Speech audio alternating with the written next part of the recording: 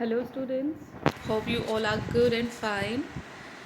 And today we are going to finish the most important chapter of your syllabus, that is Indigo. So, in our previous video, we came to know how Gandhiji helped in the upliftment of social and cultural backwardness in Champaran and the villages around. So, first of all, he appealed for teachers, and then Mahadev Desai, Narhari Parikh, all the kind of his disciples, some with their wives, came, and six village schools in villages were opened. Then Gandhiji worked on health conditions which were really miserable before that.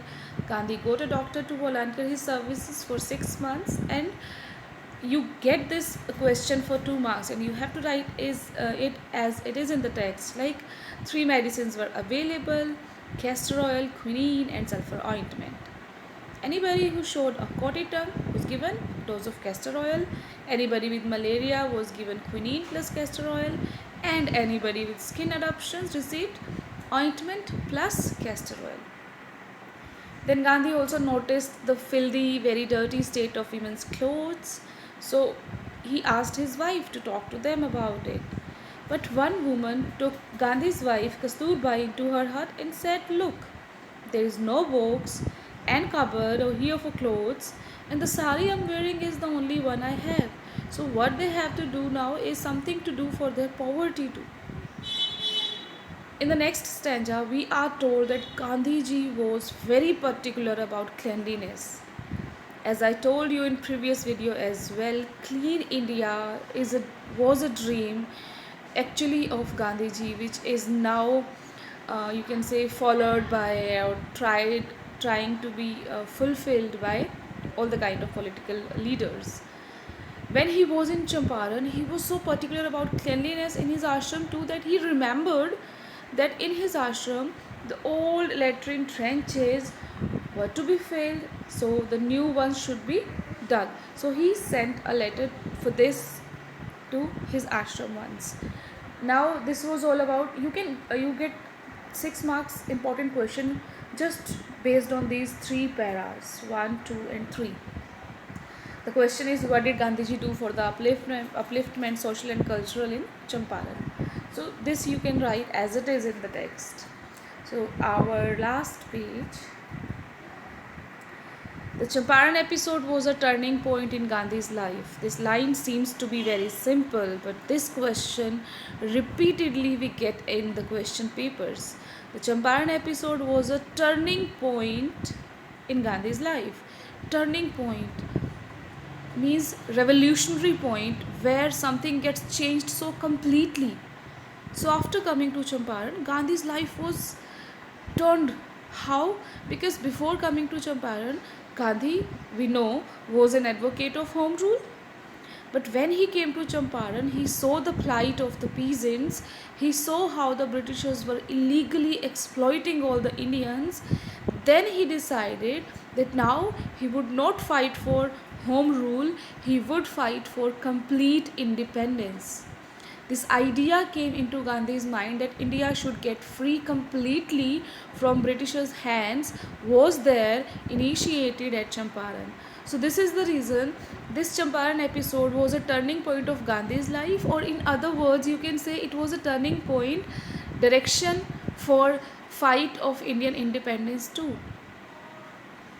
What I did, he explained, Gandhi said, what I did was a very ordinary thing. He said this, it was an ordinary thing. He helped his nation persons, and he helped them to grow up culturally and socially. I declared, then he says, what did I do? I just declared that the British could not order me about in my own country. He said, what have I done? I have done a very normal thing. This is my country, and nobody else, especially of some outsider country, can order me to do something. And this is what the peasants learned. This is what every Indian learned, that this is our country, and then they started fighting for the nation. So Gandhiji united all the persons. But Champaran did not begin as an act of defiance. Defiance opposed refusal. When Gandhiji was called at Champaran by Rajkumar Shukla, he did not just come thinking in mind that yes, I would have to go and defy the orders. He was not planned for this. It grew out of an attempt to alleviate means remove, the distress of large numbers of poor peasants. This defiance grew out, this defiance started because he was making attempt, try to remove the stress of poor peasants. Means to help the poor peasants, he had to defy the orders. Otherwise, he was a law abiding person who never considered law breaking as an act of justice. This was the typical Gandhi pattern. His politics were intertwined with the practical day to day problems of the millions. This was his pattern. His politics were always connected with practical day-to-day problems of the millions. He directly did not go for political solutions. Oh, our country is enslaved. Okay, let's have some weapons, or let's go and give start some strikes for Britishers. No, what did he do was on the ground. Problems were solved by him first. His was not a loyalty to abstractions, it was a loyalty to living human beings. This is very important line. Gandhi's loyalty was not to abstractions, like you have done abstract nouns. Here, what does he mean? He means my loyalty is not for country, but my loyalty is for the living persons, means the countrymen. Country is an abstract noun. If politicians say, I would make my country proud, I have done this for my country, I'm going to do this for my country. What is country? Is country going to come and ask, you have done this for me or not? No, the country is made up of countrymen. So what a political leader should do is just for the welfare of countrymen. The priority of a person should be countrymen. The country itself will grow up. In everything Gandhi did, moreover, he tried to mold, shape a new free Indian who could stand on his own feet, who could be independent, and thus make India free. If the peasants, if the Indians would be free, then only they can help to make India free. If they themselves are enslaved of fear, fright, exploitation, and all the kind of things, how could they be brave enough to fight for Indian independence?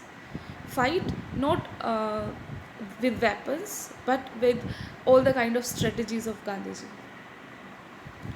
Early in the Champaran action, Charles Freer Andrews, who is popularly known as C.F. Andrews, the English pacifist who just worked for peace, he was given, he was an officer to maintain peace, who had become a devoted follower of the Mahatma.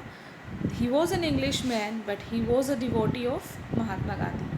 Came to bid Gandhi farewell before going on a tour of duty to the Fiji Islands. So now he was transferred to the Fiji Islands and he came to say bye to Gandhi. Gandhi's lawyer friends, at this time, the Champaran battle was going on. Okay, Gandhi was not given, or peasants were not given 25% refund. The arguments were still going on. At that point, C.F. Andrews came, and Gandhi's lawyer friends thought it would be a good idea for Andrews to stay in Champaran and help them. Looking at him, they thought that he's an Englishman. If he will come in our team will be stronger. This was the thinking of the other lawyer friends of Gandhiji. Andrews was willing if Gandhi agreed. Andrew was a disciple, a devotee. He said, okay, if Gandhiji would say, I would be with you in your team. So they wanted a person of opponent team to be in their team, so that their team can become strong. I hope you are getting my point. But Gandhi was vehemently opposed, hugely, on a very large scale. He opposed it.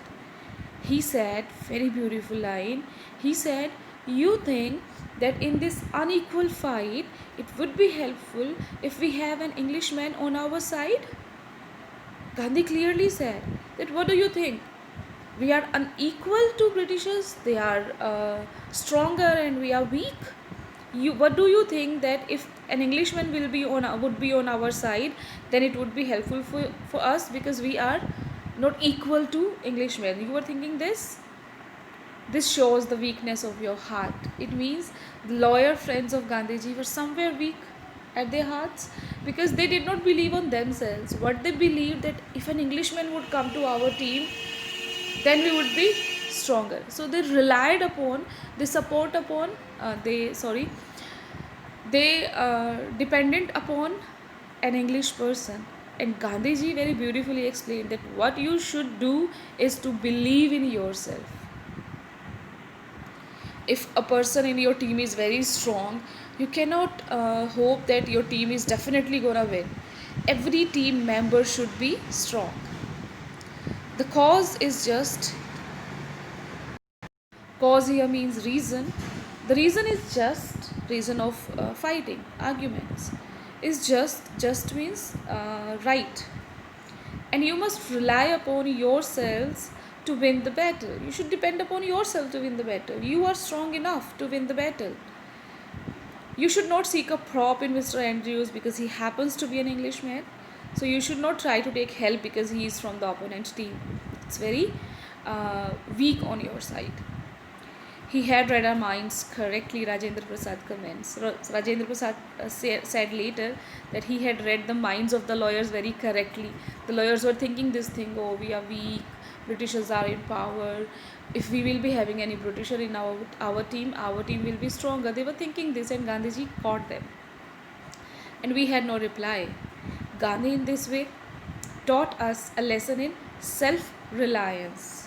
Self-reliance, to depend on self-dependence, self-reliance, Indian independence, and help to sharecroppers were all bound together by Gandhiji. He taught self-reliance to the peasants and the lawyers. He taught actually molded the Indians to fight for Indian independence, and he helped sharecroppers too. So all these things were actually bound together. This was your chapter. Now let's discuss some questions. So the first question, why Rajkumar Shukla is described as resolute?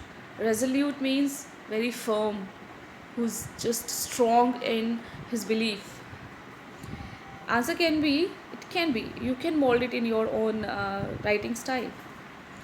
Rajkumar Shukla wanted Gandhiji to visit Champaran to take up the cause of the poor sharecroppers, to have the responsibility, who were being exploited by the English landlords. But Gandhiji said he had appointments in various parts of India. Shukla started following Gandhiji everywhere. The latter, here Latter, latter, is the opposite of former. When you have two persons, like here we have Shukla and Gandhi. The first one is former and the second one is latter. So Gandhi here. Gandhi went, and for weeks he never left Gandhi's side, thus establishing his resoluteness. So because he did not leave Gandhi's side, that was the reason Gandhi was impressed, and Gandhi actually promised him to come to his area. Second is, why do you think the servants thought Gandhiji to be another peasant at Rajendra Prasad's house? If you remember,